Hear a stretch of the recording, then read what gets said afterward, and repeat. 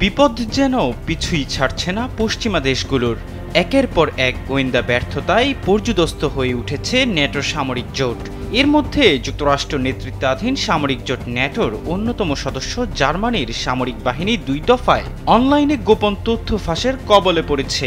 প্রথমবার ইউক্রেনে ব্রিটিশ সামরিক বাহিনীর সদস্যদের উপস্থিতির মতো স্পর্শকাতর তথ্য রুশ বাহিনীর হাতে তুলে দেয় জার্মানি।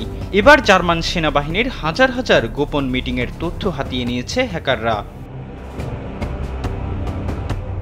জার্মান সংবাদ মাধ্যম ডয়েচে ভেলের এক প্রতিবেদনে বলা হয়, জার্মান সামরিক বাহিনী বুন্ডেসভেয়ারের ভিডিও কনফারেন্সের জন্য ব্যবহার করা ওয়েবএক্স প্ল্যাটফর্মে ত্রুটি থাকার কারণে অন্তত ৬,০০০ গোপন বৈঠকের তথ্য ফাঁস হয়েছে।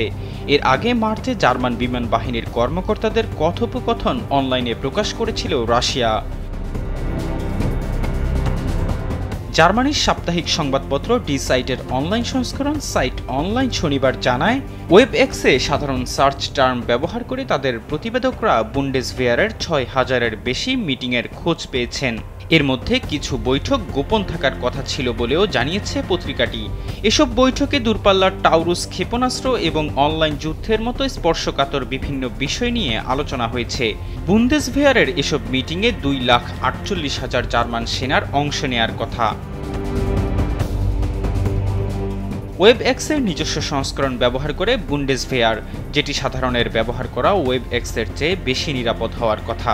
সাইট অনলাইন বলছে, মন্তব্যের জন্য বুন্ডেসভেয়ারের সঙ্গে যোগাযোগ করার পর তারা নিরাপত্তা ত্রুটি সম্পর্কে জানতে পারে। জার্মান সামরিক বাহিনী বলছে, বিষয়টি জানার 24 ঘন্টার মধ্যেই ত্রুটি ঠিক করা হয়েছে। তবে অনুমোদন ছাড়া বা অংশগ্রহণকারীদের অজ্ঞাতে ভিডিও কনফারেন্সে অংশ নেওয়া সম্ভব ছিল না বলে বুন্ডেসভেয়ারের এক মুখপাত্র ফরাসি বার্তা সংস্থা এএফপিকে জানিয়েছেন। এই কারণে গোপন কোনো কন্টেন্ট কনফারেন্সের বাইরে যাওয়া সম্ভব না বলেও মন্তব্য করেন তিনি। ইউক্রেনে দূরপাল্লার ক্ষেপণাস্ত্র দেওয়া নিয়ে জার্মান বিমান বাহিনীর 4 কর্মকর্তার কথোপকথন গত মার্চে টেলিগ্রামে প্রকাশ করেছিল রাশিয়া। ওই 4 কর্মকর্তার একজন ছিলেন বিমান বাহিনীর প্রধান ইঙ্গো গোয়ারহার্টস। সাইট অনলাইনের সাংবাদিকেরা এবারও তার অনলাইন মিটিং রুম খুঁজে পেয়েছেন বলে জানা গেছে। এহসান আব্দুল্লাহ, কালবেলা ডেস্ক।